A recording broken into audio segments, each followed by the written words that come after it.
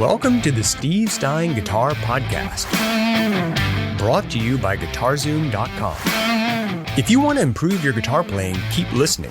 If you want to improve even faster, go to GuitarZoom.com, where you'll find all of Steve's premium courses, masterclasses, and memberships that'll help you quickly and easily improve your playing. Now here's your host, Steve Stine. All right, what we're going to be talking about now is inside versus outside picking. And this is something you're going to see a lot if you start getting into doing 3-note per string patterns on the guitar. So what we need to understand here is basically when we're trying to play 3-note per string, right? When we do something like this, of any sort of capacity, whatever you might be working on. Usually when you're dealing with pentatonics, you're doing something like this. And you're doing 2 notes on each string. When you do 3 notes on each string, you come into a situation where the pick is going to wind up doing what we call inside and outside picking. Let me show you what I mean. Let's just pick a spot on the guitar and look at this a little bit. So I'm going to go up to the 5th fret of the 2nd string, and I'm going to play 5, 7, 8, 5, 7, 8 like this.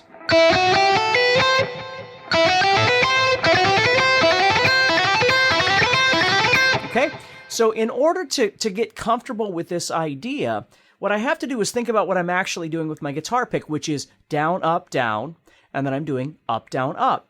And again, this is just called alternate picking. Basically, what you're trying to do is teach yourself how to just continually keep the pick moving, regardless of switching strings. So as I go down, up, okay, what happens is, the hardest part about this for most people is the transition from the 2nd string to the 1st string. So when I go, let's just focus on that for now, okay? So I'm playing down, up.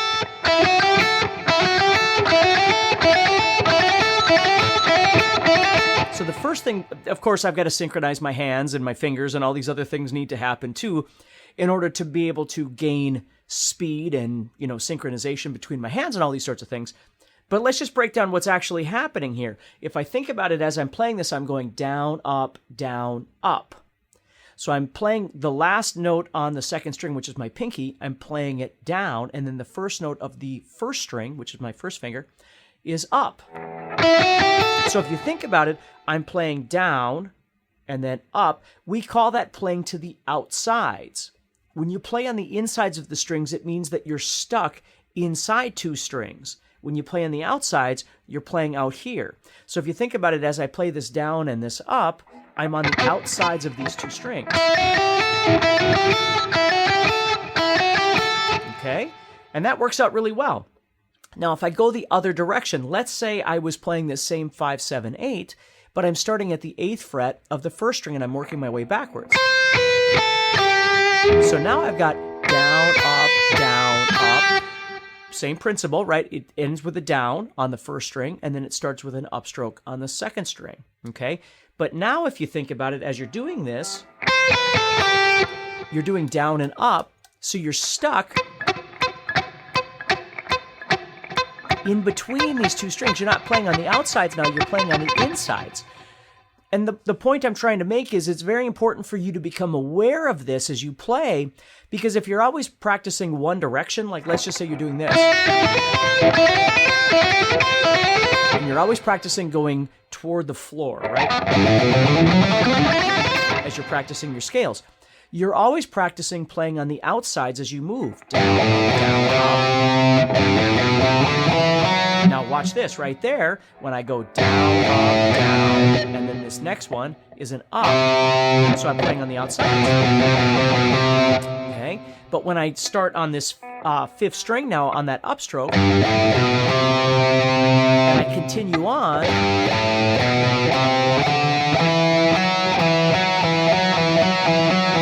well, now I'm caught on the insides.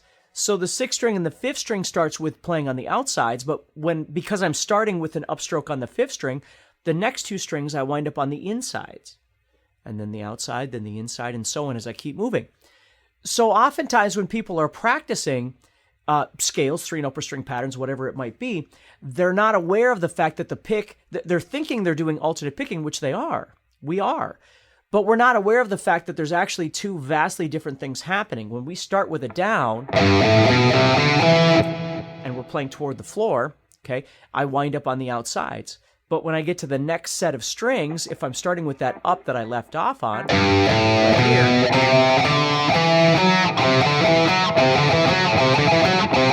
well, now I wind up on the insides of the strings, you see? So it's important to get used to those. Well, how can we do that? Well, one way is just simply practicing what I'm doing right now. I could simply practice. And maybe I don't do all the strings. Maybe I do. But I could just practice the two groups that I know I need. This one, which gives me the outside, and that one, starting with the upstroke, gives me the inside. So if I just practice those two groups together,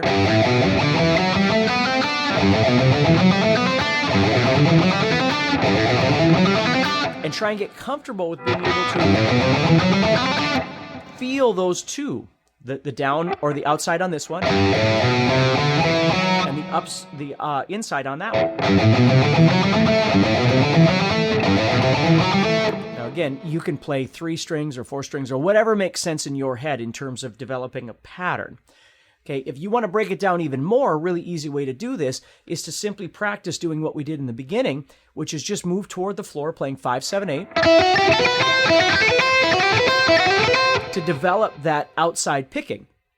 Now, you could even break that down even further. Instead of just playing 5, 7, 8, 5, 7, 8, what we really need out of that is this 8 and this 5, right?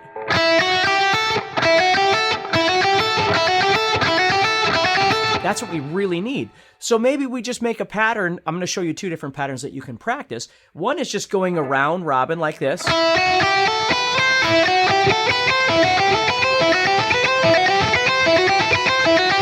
Over and over and over, again, being aware of that outside picking. And the other one is this. I can just go.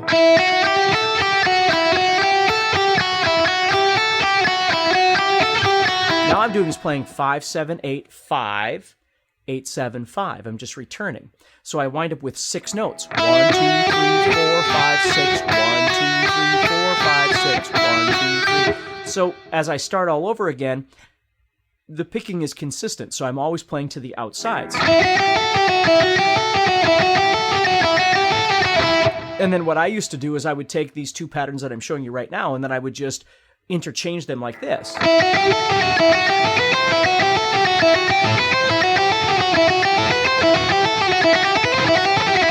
You see, over and over and over, just practicing that. If you're enjoying this episode and you'd like to support the podcast, go to GuitarZoom.com and consider becoming a premium member. There are 3 memberships to choose from. VIP, which gives you instant access to a library of short but powerful courses as well as new bite-sized lessons each month. There's also Play Songs that gives you step-by-step lessons so you can learn to play your favorite songs fast. And finally, there's Masterclass, university-level training on everything from soloing to music theory, from blues to home recording. For more info about these memberships and all the premium courses available to you, go to GuitarZoom.com. Now back to the podcast. Okay, so that is a couple of different options that you can do to develop the outside picking of this 3-note per string idea. So the next thing is we want to start trying to develop inside picking. So what we can do is take this same idea. We could practice this. So we're getting, again, 1 outside, 1 inside. Normally what I would do is I would play 2 full patterns. So I'd play 6th and 5th string, and then 4th and 3rd string. So I'm going. Because I tend to think of everything in 3-note per string as 2 strings. So I've got this and this. It's just that it's important to understand that those 2 pieces are connecting with an inside movement. Okay, so it's just important to think about that a little bit. But if we want to just develop each one independently, again, I can go back to this thing I was just doing, but I'm just going to do it backwards. So I'm going.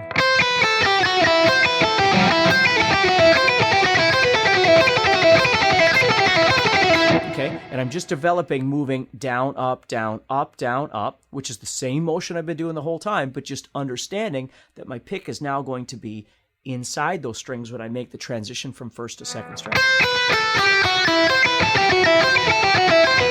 And how that feels, okay?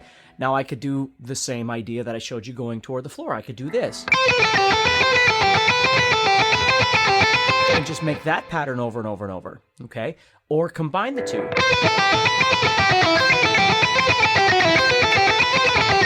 Okay? And again, it's just really important to understand this, because if you start moving into the diatonic, do, re, mi, fa, sol, la, ti, do modes, all these different kinds of things, what tends to start happening is you start dealing with 3 notes on a string versus 2 notes, because when you play 2-note, you get more of a pentatonic thing, obviously. And as you move into playing 3-note, you're playing more notes, which winds up being diatonic. And this is a really great way of learning how to get around the fretboard, utilizing these various patterns. So you're learning to play, if you think about it, you're kind of learning how to play blocks of 2 strings, right? And then those blocks just connect together. But the way they connect together is either being on the outsides of the strings or on the insides of the strings.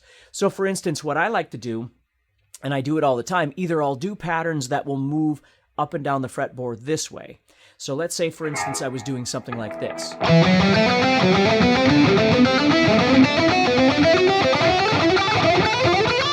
So I'm playing like in G major, right? Or, you could look at it any way you want to, but we'll call this G major, okay? So I'm going... And I don't have to speed up or anything. I can just play it the same way over and over and over. But what I'm doing is playing, again, you'd have to know the scale, and I don't want to get into that right now. I just want you to understand the shape that I'm playing. I'm playing 2, 4, 5, 4, 5, 7, and then 5, 7, 9. And even just those 3 are enough, okay, in case you don't know all your scales and things to get all confusing and get off in the weeds on a different conversation. If you're just doing...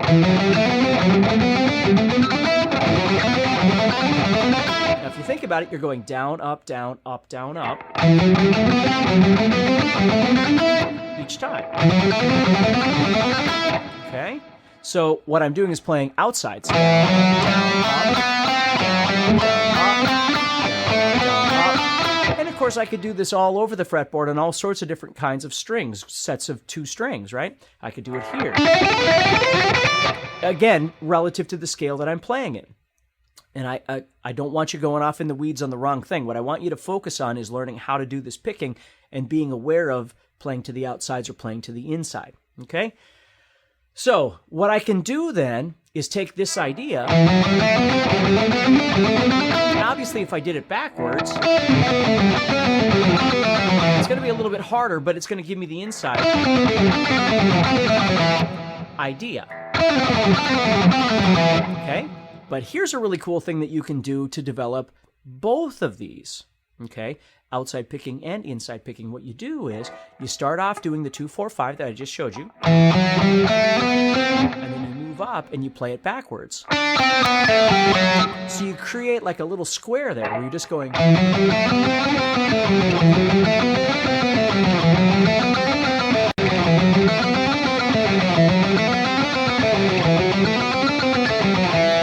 See that?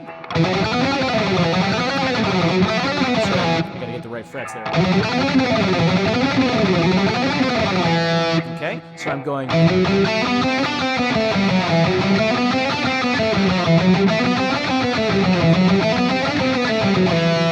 See? So I'm playing outsides on this one and insides on this one. So I have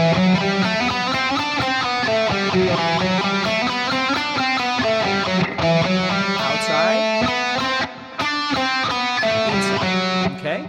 So, and then I'll just make like various figure eights. I might do something where I go up, and then down, and then up, down.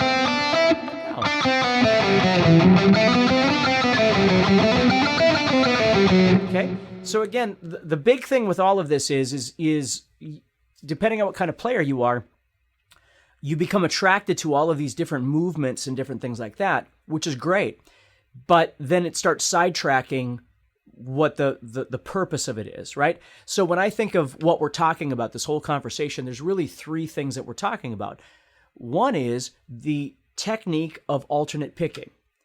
Number 2 is the awareness of understanding inside or outside picking relative to the pattern that you're doing. And then the third thing are the patterns themselves, whether or not you're learning how to play a scale or you're just learning how to play a small block of something, whatever it might be. And you can see how your brain might go, well, I want to know more about those blocks, and which is great. But now all of a sudden you're not dealing with the element of the picking itself. Now you're dealing with visualization and memorization and maybe some theory and different things like that. So what I want you to be aware of as you're practicing this is, what is your goal? My goal for you is to understand inside and outside picking and how they work, okay? That doesn't mean that might not lead to another conversation for you or another thought where you want to start learning more about 3-note string patterns or blah, blah, blah, which is great. But don't forget the original idea. If it spawns other ideas and inspires you to do something else, that's wonderful, okay? But understand the purpose of it. So, within the next few weeks or whatever it might be, as you're practicing this, you're further developing that technique so you can use it in your songs or songs that you're learning how to play or just whatever it might be, your improvisation or anything like that. So take care and obviously practice hard, and I'll talk to you soon. Next time on the Steve Stine Guitar Podcast. All right, so what we're going to be doing next is looking at some really subtle but super effective things that you can do in your playing, and it has to do with phrasing and it has to do with feel. Okay, this isn't really something that you can just practice like, as an exercise or a scale or something like that. This really requires some time and some patience to be able to execute it effectively. But I'm going to show you kind of what I got here. And what I did was I just built this little idea using, I'm using a G major chord, B minor, C, and D. Okay? Hey, Steve Stine here from GuitarZoom.com, and thank you so much for listening to this podcast. If you enjoyed this episode, can I ask you a favor? Please subscribe, leave a review, and share it with a friend. Your feedback means more to me than you'll ever know. And be sure to check out my YouTube channels where you'll find over 1,000 videos to help you with your guitar playing. Thanks again for listening. Stay positive, keep playing, and keep having fun. If you'd like some help with your guitar playing but you're not sure how to get started, go to GuitarZoom.com and look for the Help Me Choose survey. By answering a few simple questions, you'll get Steve's personal recommendation of the perfect course for you. All this and more is available for you at GuitarZoom.com.